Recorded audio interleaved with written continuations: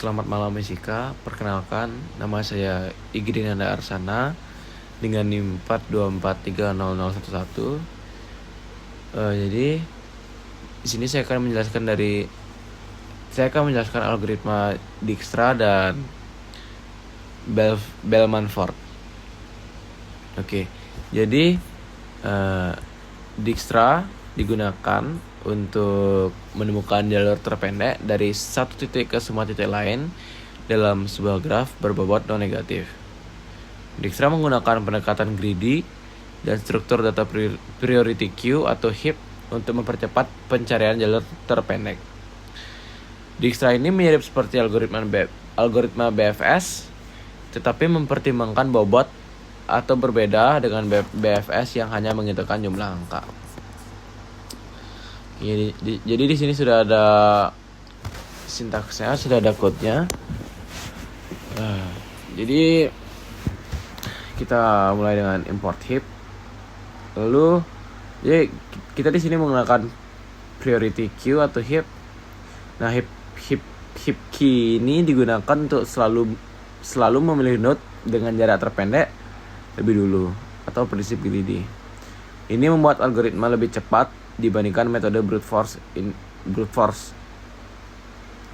Lalu kita inisialisasi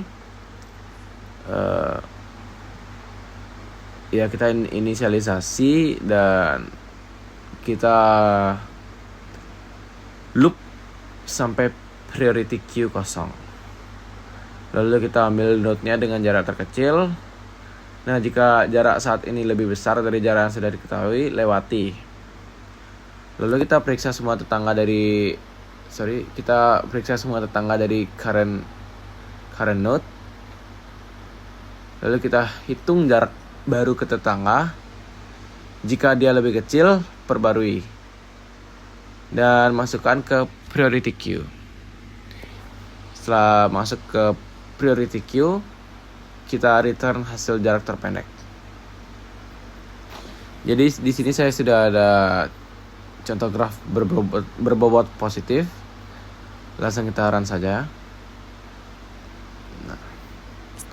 Nah, jadi hasilnya tuh ini ya, A0, B3, C1 dan D8.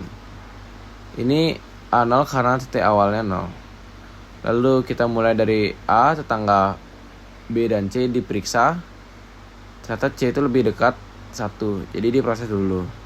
Jadi dari C kita menuju ke B dengan total jarak 3. Dan dari B ke D itu dengan total jarak 8.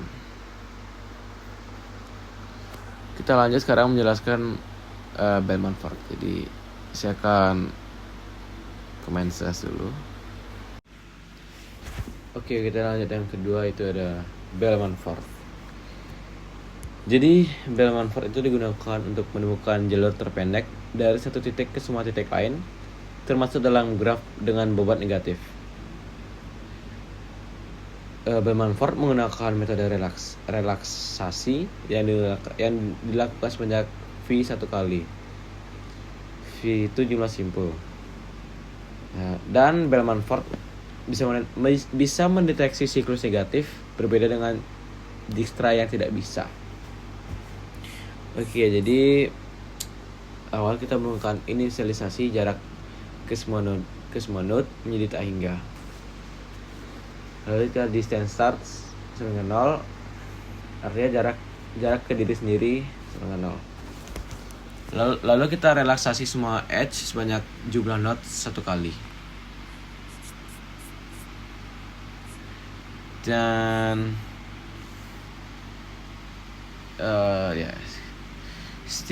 periksa setiap edge dan perbarui jarak jika ditemukan jalur lebih pendek. Hal ini memastikan bahwa semua node mendapatkan jarak terpendek setelah V satu kali iterasi. Lalu kita cek siklus negatif. Jadi setelah iterasi V1 lalu lakukan satu iterasi tambahan. Jika masih ada jalur yang bisa diperpendek, berarti ada siklus yang negatif. Lalu kita return hasil akhir. Oke, jadi di sini saya sudah ada graph yang dia tuh berbobot negatif ya. Nah, lalu kita akan menyalakan algoritmanya. Deng deng. Oke, kita lihat. Jadi A0, B3, C1 dan D itu min 2. Oke, jadi kesimpulannya itu antara Dijkstra dan Bellman-Ford. Nah, untuk Dijkstra sendiri kita tuh menggunakan Dijkstra jika graf tidak memiliki bobot negatif dan ingin jalur pendek lebih cepat. Sedangkan jika kita ingin menggunakan Bellman-Ford, gunakanlah Bellman-Ford jika ada bobot negatif atau ingin mendeteksi siklus negatif. Mungkin segitu saja yang bisa saya jelaskan kali ini. Mohon maaf jika ada banyak salah kata dan mulut saya typo. Mohon maaf, maklumin Miss, saya masih belajar. Mungkin segitu saja yang bisa saya sampaikan.